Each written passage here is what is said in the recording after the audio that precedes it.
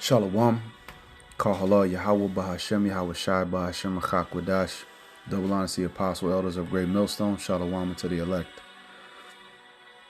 Getting into a lesson now. All right.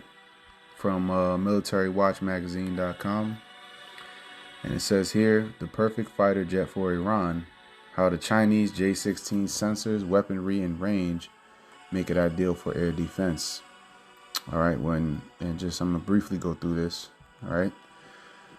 Following Israel's initiation of a large-scale air offensive against Iran on June 13, 2025, and the United States' active joining of the campaign 9 days later using B-2 bombers and nuclear-powered attack submarines, the capabilities of the Iranian Air Force's fighter fleet has gained growing attention.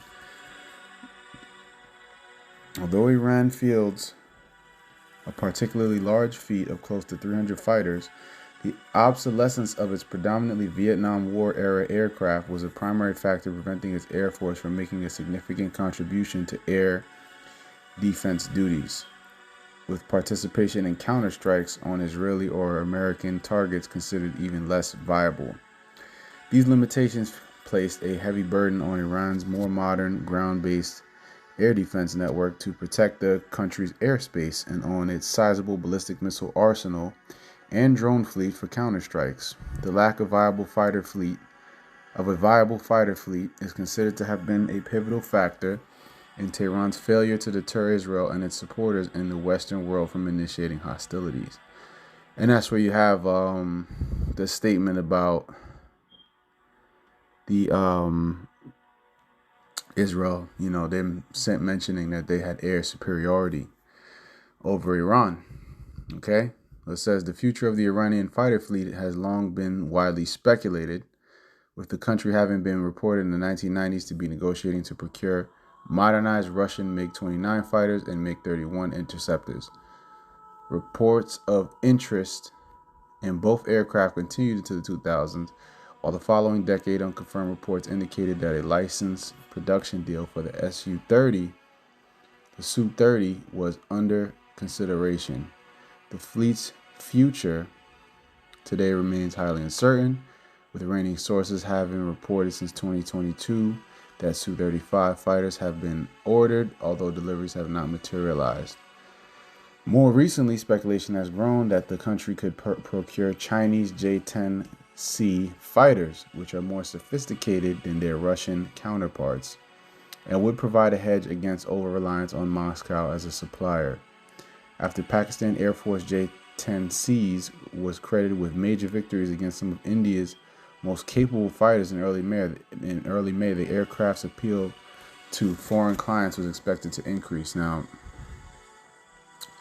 what we're seeing now is skirmishes and different things happening abroad.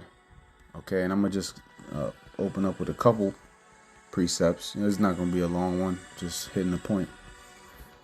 All right, short, sweet, to the point. Lord's will is edifying. Matthew 24:6, and ye shall hear of wars and rumors of wars. See that ye be not troubled, for all these things must come to pass, but the end is not yet. So just because we're hearing the wars and rumors of wars, we know that the end is not yet, because the final prophecy of the MOTB, that implantable device, that chip, has to be made mandatory. Okay, but on the way to that being made mandatory, turmoil in the world is going to feed, the prophecies feed into themselves. So all that turmoil with these other nations is going to lead to economic trouble. And that is going to also play into the right conditions for them to release that MOTB. It says here, for nation shall rise against nation, and kingdom against kingdom, and there shall be famines and pestilences and earthquakes in diverse places. So we're seeing these nations rise against each other, and they are preparing for war, man. And Iran is not taking that ceasefire at face value. Of course, Israel and the U.S. has no credibility whatsoever when it comes to ceasefires or peace deals. This man, his blessing is the sword, and he's going to use it. And even when they tell you peace, they're just plotting on how they're going to get a one up on you right after that.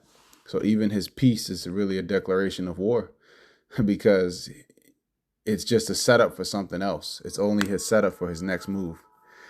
All right. But while all this is happening, you're going to have famines, pestilence, earthquakes in diverse places. We have those things happening. You just have major judgments happening in Texas. All right. Flooding, a lot of judgment. All right. Hundreds of people missing, most likely dead, if not more. All right. What does it say? All these are the beginning of sorrow. So we're coming into the time of the beginning of sorrows. Okay. Just the beginning. Just the beginning of sorrows. All right.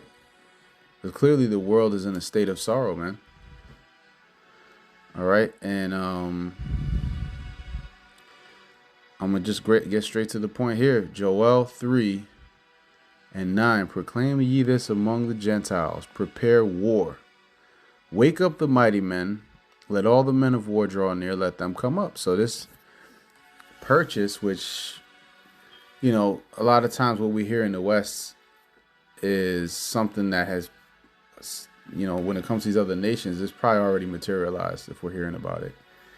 So they're going to get those upgraded fighter jets, and then they'll be able to hit back harder against Israel when this happens again, because it is bound to happen again. They didn't get regime change. It's been, rumors, again, more rumors and, wars and rumors of war, more rumors that they are continuing their nuclear program, and that Trump's attack wasn't as effective as marketed, as advertised, right? So we're going to see what's going to happen, all right? We know it's all leading into the Lord's will, which is for Armageddon to happen, World War III, okay? So they are preparing for war, and that's a sign that we're very close to the end. Beat your plowshares into swords and your pruning hooks into spears. Let the weak say I'm strong. And now Russia has been hitting Ukraine, just pulverizing them with drone strike after drone strike, because they don't want to let the West get the upper hand. They already see how they move with Iran. They see how volatile, these leaders are in the West. So they're trying to just secure the win over there in Ukraine as quickly as possible. Right. But again, what's being proclaimed, for them to prepare war. All right. Get their mighty men, all their men of war, for them to prepare. All right. Beat your plowshares into swords and your pruning hooks into spears. Okay. And a plowshare and a pruning hook, those are agricultural instruments. A sword and a spear is for what? For war. So take your money away from feeding your people, from, growing your food and things like that, which, not to say that they're going to stop completely, but their funds are going to be primarily focused on what? On war. Okay. Let the weak say I am strong. And now those that,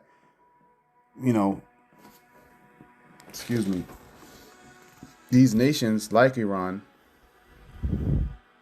they have been preparing for this. They have a lot of ballistic missiles. They can go and turtle shell, and it's very hard to invade them. It's not going to be like Afghanistan. It's not going to be like Iraq.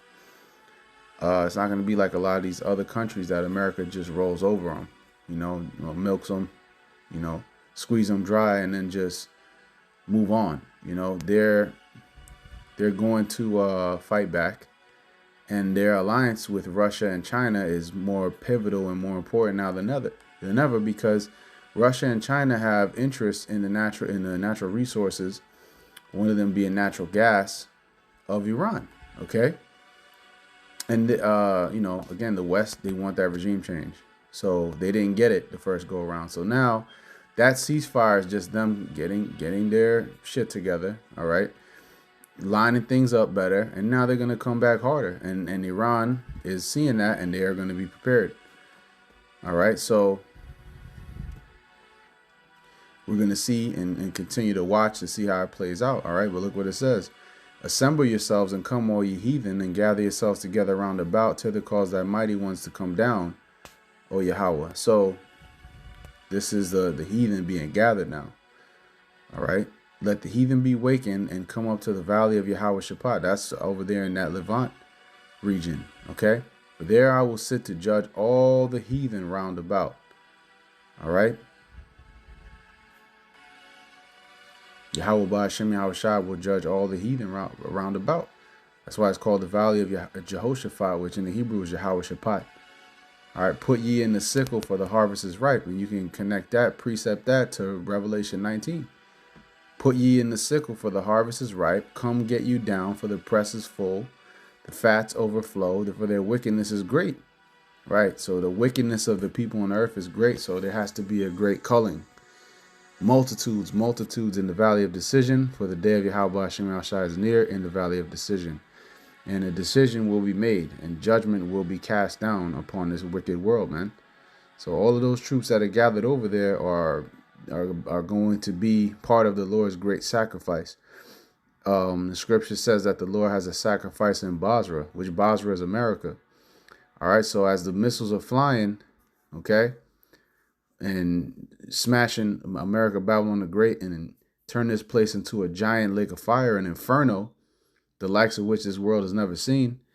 At the same time, you know, overseas, America has missiles too, and they're going to fire them.